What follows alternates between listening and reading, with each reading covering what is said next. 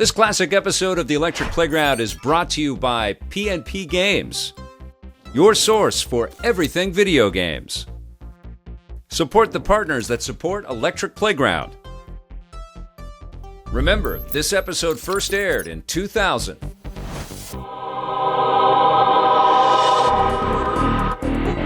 This week on Electric Playground, we take a look at Crimson Skies, Matt Hoffman's Pro BMX, TJ Lavin's Ultimate BMX, TimeSplitters for PlayStation 2. Get some tips on breaking into the video game industry. And Tommy and Vic review games at sea.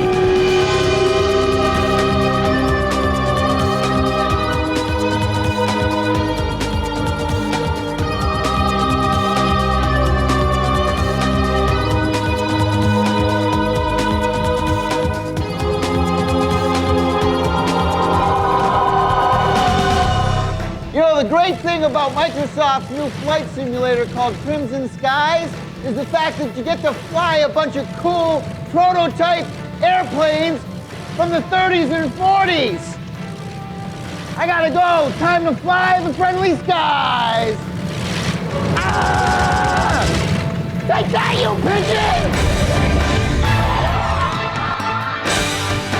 We're going to be talking about Crimson Skies, new PC game. And I've seen this thing.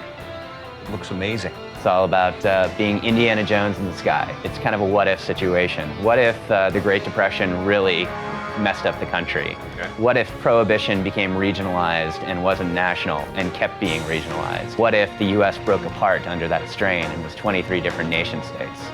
And then because of that, all the commerce which was going on the road and on the railroads goes to the sky because those never had a chance to develop. And then you play an air pirate named Nathan Zachary, who preys on that international commerce, who preys on these Zeppelins which troll the airways. And you have these souped-up fighter planes and basically take them down like the galleons of old. When does this movie come out? I want to see this flick. This sounds awesome. Well, the game is actually designed to be like an interactive movie where you're the star of the show. Okay. The production values are huge. We've gone to a lot of trouble to hire some of the greatest voice talent we could find, right. Build in a lot of movies, a lot of characterization to really make you feel like you're the hero. The planes are not real planes. Where do the designs come from for them? Well, there's 11 planes in the game, and all of them are based off of prototypes from the early 1930s and 40s from the Japanese, US, and various European air forces. None of them ever had a chance of ever getting off the ground, but you always wish they did. How many missions in the campaign? There's 24 missions in the single-player campaign. Okay. Plus for single-player players, there's something called instant action. So I can choose like where I'm going to fly my mission, who I'm going to be flying with. Now multiplayer? You can play with 8 or more people online. You can do anything from classic deathmatch to capture the flag to something which is really cool. It's called Zeppelin on Zeppelin. Tell us about the gameplay engine. The game engine was developed by Zipper Interactive, and the whole goal of flying in Crimson Skies is to fly not over the environment but actually in it. So you're going to get to tree level, and the AI is going to force you to juke through trees to fire at them. You can fly through buildings like hangars as you're trying to steal something like the Spruce Goose, or fly into a hangar and actually parachute out of your plane to steal a secret prototype fighter. Cool. Thanks a lot, Chris. Nice meeting you. Good luck with the game. Thanks. Programming-wise, was there anything different that you had to do for each of the environments, or is it the same old code? Oh, certainly the physics system is different for each and every surface. Visit our website at www.electplay.com.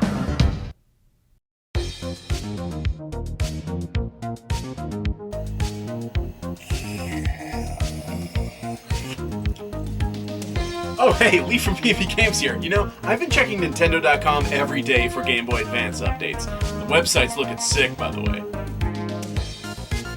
Few things excite like the hype of a new video game console release, but if there's one thing that comes close, it's rediscovering a favorite video game years later. That's why Past and Present Games is your source for everything video games.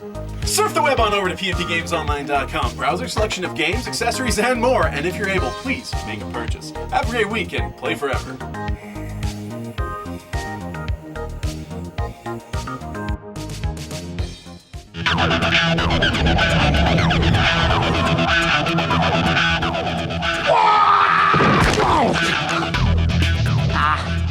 The guys at Actviision decided to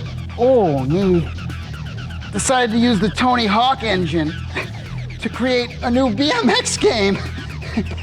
featuring Matt Hoffman. Oh. All right, we're here at Actviision and we're talking to Brian Bright, the producer of Matt Hoffman BMX. And check out these sweet bikes. So tell me a little bit about this game, Brian.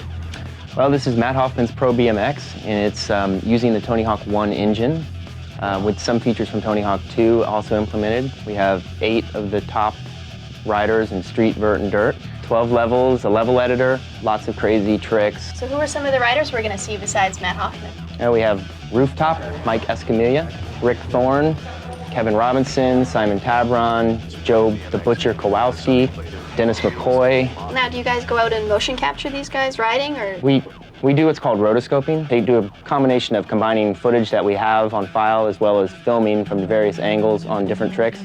And then we take those clips, digitize them, bring them into our 3D animation software, match frame by frame the animation to the captured footage. Tell me about some of the tricks. Can you name them all? Oh yeah, well, I can name some of them.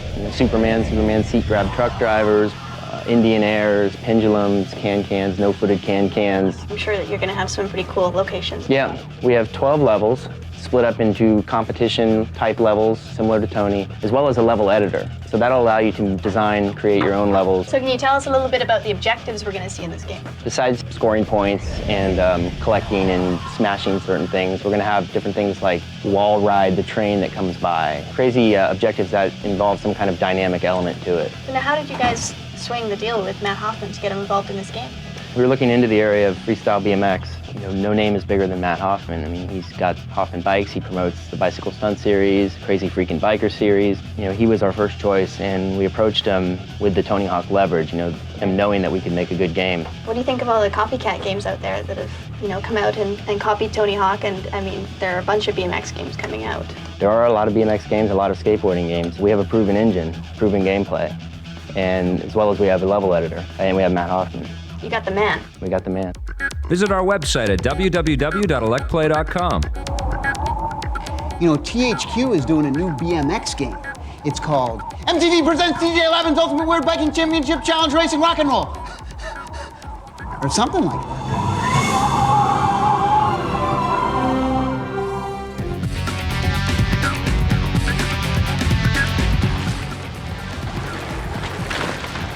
Man, where the hell is Tommy?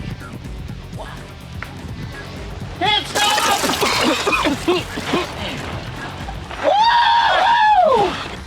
Tommy, where you been? Man, these brakes, they used to be on the back, and these new bikes, they got them on the handle. So, we're talking about... MTV Sports presents TJ Lavin's Ultimate BMX. Well, how many tracks, different tracks are there? There are 3 big environments. There's dirt, and there's street, and there's vert. And inside those are expansion areas that open up. So you go back and you revisit playfields, and playfields have been changed over time. New parts of the playfields are opened up, and then there's competitions for each one of those environments, MTV competitions. Get first place in those, and you make it to the final MTV competition, which is in a hidden spot somewhere in the world. Programming-wise, was there anything different that you had to do for each of the environments, or is it the same old code? Well, certainly the physics system is different for each and every surface. Now, TJ Lavin, explain how he got involved with the whole thing. We had a really productive trip several months ago to his house in Vegas. We did a lot of videotaping and got some good feedback from him. A couple of my buddies here said they're going to show me Devil's Ridge. I don't know why, but... We're waiting to watch. All right, watch me from here. That's like a 90-degree angle. But still, it's easy. But don't you go right, it's easy.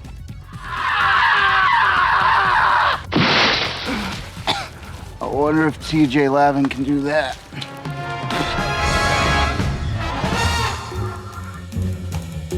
Nazanin here with Electric Playground, here with Jason Wilson from Tips and Tricks. How you guys doing? Hope you've been enjoying my codes the past couple weeks. Here's a code for Giga Wing that allows you to open up all the pictures in the gallery. Highlight gallery from the title screen main selection menu and press BXY, BBYXB. Holy crow, did you see that? Let's have an instant replay. Press BXY, BBYXB. Woo! The game focuses on multiplayer deathmatch style, real fast, 60 frames, no slowdown anytime, and it can actually support 4-player. Visit our website at www.electplay.com. Hey, what's your favorite video game of all time? No way, that's mine too! Celebrate video games along with myself and Victor Lucas every Saturday morning at 9 a.m. Pacific Time on youtube.com/EPNTV. Brought to you in part proudly by PNP Games. Play forever! How many of you guys out there actually want to make video games for a living? Well, we know there's lots of you because we get tons of emails every week. Well, guess what we did? We're about to take you to Boss Games because we asked them what are the best techniques for someone starting out to get into the video game industry. We always receive email from you guys because you want to start making video games. Well, Colin here is going to tell us how you can do that. First thing I want to find out about from you is some of the demo tapes and demos that you receive from people out there. What have those been like for you? A lot of people tend to put way too much stuff on their demo reels or demo tapes from an artist standpoint. They put in everything they've ever worked on. I talked to Colin, he said you had a great demo tape and he hired you because of that. I'm curious to find out what you put onto your demo tape. I put the things that I did well. I was good at modeling environments. I was good at doing texture mapping stuff. And that's pretty much what I showcase. Don't put animator on your demo tape because then you're going to be judged as an animator and they'll look past anything else that you might do well because 99% of people that call themselves animators can't animate. Would you say that animating is maybe the most difficult part of creating artwork for a game? Animating is the most time consuming. It's something that takes time to perfect, you know, the motions and everything. So here's the tough question. What do people do to become a game designer? It's really good initially if someone has art skills or programming skills, just as an artist or a programmer. But just to get your foot in the door at some company, start out in some sort of role that isn't necessarily specifically a design role in a company. It could even be a testing job. If you're not living in the centers where video games are made, should you be prepared to move? Most certainly. Yeah. The dream of telecommuting doesn't exist, okay? I'm sorry. We have to be together. We have to have a team. I'm curious to find out what your thoughts are on development teams now as opposed to maybe the 32-bit generation. I think in some ways it was easier in the olden days because, you know, there was just such a cry for talent. Today, you've got animators who just animate, they don't model, they don't build characters, all they do is make them move. They work with motion capture data. You've got texture artists who just work on textures. You've got modelers who make environments, modelers who make characters, modelers who make vehicles. So even if you're only good at one thing, you can still make it. Visit our website at www.electplay.com. The team that did GoldenEye and Perfect Dark split apart to form a new team called Free Radical. The first game they're working on is a game for the PlayStation 2. It's a first-person shooter called TimeSplitters. Oh! So we are talking about TimeSplitters. That's correct. Now, TimeSplitters is done by who? Free Radical Design out of Nottingham in the UK. Okay, now true or false, aren't these some of the guys who worked on GoldenEye and Perfect Dark? That's true. They started their own company called Free Radical. This game then is a first-person multiplayer shooter. That's correct, yeah. The game focuses on multiplayer deathmatch style, real fast, 60 frames, no slowdown anytime, and it can actually support 4-player for the PlayStation 2. Talk to me a little bit about the storyline. As you know, with GoldenEye and Perfect Dark, both of those games had a very intense storyline. It's very narrative-driven. TimeSplitters, you actually go into different time periods through time travel, and you battle enemies in different time zones, but it's much more arcade-style action, not a whole lot as far as, you know, a real deep narrative that the player has to follow. In the different eras, do you have like different guns and stuff? Absolutely, yeah. When you go, say in the 30s, there's a blunderbuss, which is, you know, like a musket gun. And do you have a Tommy gun? Absolutely. Hey, there's a Tommy gun, all right. You know, you go into the future, and then of course you've got rail guns and laser guns and things like that. Right. And in the multiplayer, which is great, is you can make your own levels and you can decide which weapons you want to put in there. So you can put, say, a laser gun in there with an old gun from the 30s or what have you. Explain to me this whole time splitting thing. This sounds like an interesting part of the game. Basically, the gameplay is you go through different periods of time. The time splitters are your enemy, and they go through the fabric of time stealing objects, and your job is to go as an action hero flick from different eras, and it's very much of a B-movie style kind of feeling to it. So you actually get to go back into time in the game. For example, you could go, say, to Egypt in the 1930s. Really? Yeah. Wow.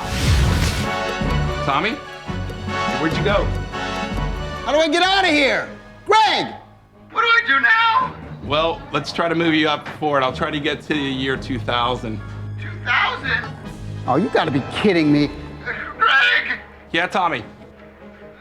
I went too far. Get me out of here. I look ridiculous. We'll try to get you out of there. Tommy, where are you? Tommy. Oh, there you are. That was some realistic graphics, Greg. Sweet. Hey, it's time for the Tekken Tag Tournament Move of the Week. This time we got one for you from Lei and Yoshimitsu. Are you guys ready for this? Started off with a lift-up cannon, then a tag, then a door knocker to a back knuckle, and then ended with that stone fist. Ha ha ha! All right, get set. This is how you do it. Ready? It's right kick, left kick, tag, down forward, left punch, down back, right punch, right punch, right punch. Oh, you can't have too many of those. Yeah! Visit our website at www.electplay.com. By the time I really got into video games, it was already the 16-bit console generation. Arcade classics like Tempest here, while released in 1981 and only 10 years old, were already being talked about like their grandpa's video games. So what were video games like 10 years before now?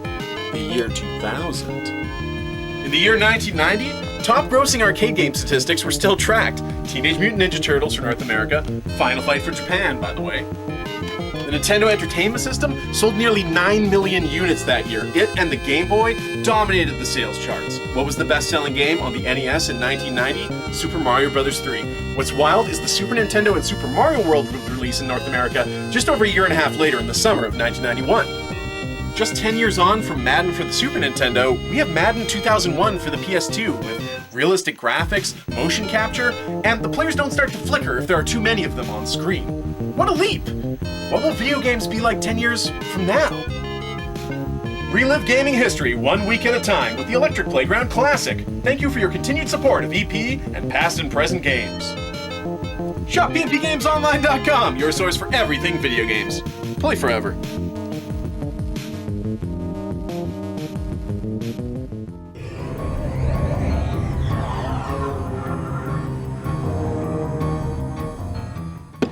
Let me tell you about the greatest baseball game ever on a portable handheld system. I'm talking about Ken Griffey Slugfest Baseball. Not only does this game have the greatest graphics, the game looks like a Genesis or Super Nintendo game, and you can do different games, different league play, like if you only want to do 42 games, or you can start in the playoffs. They also have Slugfest. But the amazing thing is the controls and the ability to get all your stats. Forget Triple Play 2001. This is the baseball game to get. I give it a 10 out of 10. Ken Griffey, Slugfest!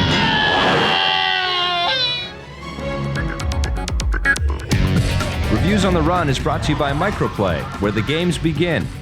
Let's start our aquatic-themed reviews now. What do you think? It seems like you're ready to go with the aquatic theme over there. Well, I get a bit nervous on boats. What did you think of SEAMAN for the Dreamcast? The impressive part of the game is the game actually comes with a microphone that you plug into the controller. Yes. And you can talk and communicate to the creature that you're drawing. For the first couple of days, I 10 think. days. Yeah, you're sitting there watching these little balls, which are these little eggs, start to hatch. Coolest thing about the game is Leonard Nimoy does the voiceovers. That is for it. cool. The object of the game is to grow this creature. Yes. Well, it frightens me and terrifies me so much that I grow him so that I can torture and kill him. It's a 4.6. I'm gonna give it a 5. I didn't dislike it as much as you did, I think. All right, what did you think of another sea-dwelling, sea-based game called Echo the Dolphin, now Defender of the Future? Here's a great game. Let me tell you. The graphics on this game are just simply beautiful. Yes. I mean, the whales, the sharks, they all look I just love the stunts. stimulating. The dolphin stunts. I mean, you can get up on your tail in the water and go like this across, just like dolphins do. Yeah, it's really cool. The one little flaw, Yeah. it's sometimes hard to figure out exactly what you have to do and where you have to go. It's a lot like the first Echo on the Genesis, but this is in 3D, and you can swim through tunnels, and the mission, original. It's cool. Yeah, and the missions are very cool too. It's an all-around great package. I was a bit bored. I'm going to give it 6.5 out of 10. 6.5. 6.5. I should whack you in your bum with this paddle No right whacking. now. No whacking. You might rock the boat. This is an 8.8. Wow. It's a really love very that good. game. I love this game. That's incredible. Love this game. The cinematics are beautiful. 6.5. Okay. Parasite Eve 2. Parasite Eve 2 from Square. Basically, we're talking Resident Evil meets the X-Files meets Final Fantasy. I'll be honest with you. I hate the style of controls. It's the Resident Evil controls where you have to spin and rotate. I felt with Resident Evil when we were playing it on the Dreamcast last year, it was very clunky and old, but Parasite Eve 2, it flowed really well. I thought it was the really graphics cool. are just outstanding. Oh, unbelievable. Beautiful. I mean, it really, really looks good. Yeah, there's some neat tricks too. They've got that sort of 3D camera follow perspective thing, so you go into these beautifully rendered 3D worlds, and the camera will actually follow you into that environment. Yeah, it's really good. I mean, they've really done a great job with the cinematics in Parasite Eve were the best part of the game. Unbelievable. This also in Parasite Eve 2. I mean, this isn't just like Resident Evil where you have to find all kinds of weapons and load up on ammo and shoot everybody with guns. You actually, Aya's got some powers of her own. They're like Final Fantasy type spells. Adds a great element to the game. I give it an 8.5. Yeah, I really dug it too. I'm going to give it a 9 out of 10. I think you definitely have to check this thing out on the PlayStation. One of the best games out this year for PlayStation. If you like those kind of games. Yeah, why don't we talk about the Star Trek New Worlds for PC? This has got to be, out of all the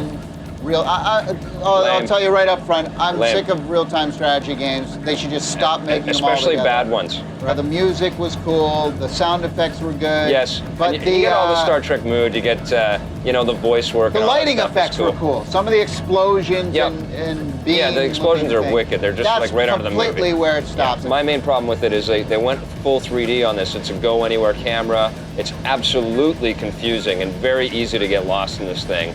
You can't even save a game during the mission? You press escape, you want to pause, you're out. You quit. You want to quit your game? That? Unbelievable. 4.5 out of 10 for Star Trek New Actually, Worlds. that's exactly. I give it a 4.6. 4.6? Exactly. Were you reading my notes earlier? Yes, I was. Is that all right? Yeah, you cheater. All right. So what'd you think of Strider 2, buddy? The backgrounds and the environments are completely realistic. The characters, though, are completely cartoon. So it's like, somebody needs to hire an art director at Capcom. Nah, that's the Strider look. It's People remember the original Strider, which is really cool. They included it in this game. The cool thing about Strider is you could lock onto walls and climb up walls like Spider-Man. With a pickaxe. Yeah, which is really awesome. And he has a really cool blade weapon that just gets more and more dangerous with the pickups that you get. They put you into experiences you've never seen before in a video game. Like, for example, you're battling a guy on a huge satellite dish. Yes. Or you're jumping from air car to air car. Or you're fighting a dragon from on top the dragon. So you got to wail on the sections of the dragon and then it's gone. I love that air car thing. It looked like something out of like Fifth Element or Blade Runner, you know? What would you give it then? I give it a 7.5. I had fun with it. Yeah, I give it a 7. All right, buddy, let's talk about one of my favorite video games, Diablo 2. From Blizzard for the PC. This is a very computerized version of Gauntlet, which means you have to arm yourself with things. It's not like a typical computer RPG, though. It's a really easy game. There's so many things to arm into. yourself with, though. The biggest problem I have with it, though, is the controls. It's basically, you have to always hold down a button to run or walk. I totally disagree with Tommy. It works great on the PC. These guys have really got it down. The amount of bad guys that come on screen and attack you at one time that you have to deal with. It gets pretty intense. That's incredible. And you can create all kinds of creatures and stuff to help you out. If you like this style of game, it's the best one ever created. You know what it is? It's in contention for PC Game of the Year with Deus Ex. No. I'm giving this a 9.5 out of 10. I love this game. 7.6 for me. Let's talk about Sanity, Aiken's Revenge from Fox Interactive. Well, for the first PC. of all, the first thing we have to mention is that Ice-T does the voiceovers. Yes. So that's pretty cool. But And basically, the gameplay is just like Diablo. It's exactly like Diablo. You shoot fireballs, and you can conjure up demons to beat up on the baddies. But nothing new. There was nothing new in this what's game. new about this is that, unlike Diablo 2, it uses a complete 3D lift tech engine. It's not as intuitive. I mean, if you want to talk about intuitive control on the PC, this is not as intuitive game to play. Your character does get stuck on walls and things a lot more. I also don't like that in certain situations, if you click on the wrong button by mistake, boom, you have to restart everything. Again, a very tedious style game where you have to sit there, and if you don't do the thing like perfect, and you just get a slug to the head. Yeah, the story elements and the production value is really high, so it's a fun game. I'm going to give it a 7.5. I give it a 6 even. That's it. We're here, so I'd like to get off of here. Okay, actually, I was figuring taking on this thing and getting it up to James Bond speed. What do you think? No, I'm out. Oh yeah, no. No, I'm leaving. No way. All right, We're going. Hold on. You can find all the games featured in Reviews on the Run and hundreds more at all Microplay locations across North America and at microplay.com. Production assistance for Electric Playground is provided by Namco, makers of Tekken Tag Tournament for PlayStation 2. So what do? You come down...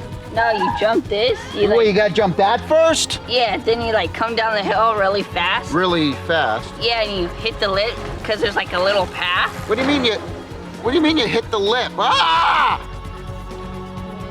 You hit that? Yeah. That's like a 90-degree angle. But still, it's easy. But don't you go it's easy. Yeah. But don't you go straight up in the air and then right back down again? Not straight up, you It looks a 90-degree angle. Give me that! This classic episode of the Electric Playground was brought to you by P&P Games, your source for everything video games. Support the partners that support the Electric Playground. Thanks for watching, and play forever.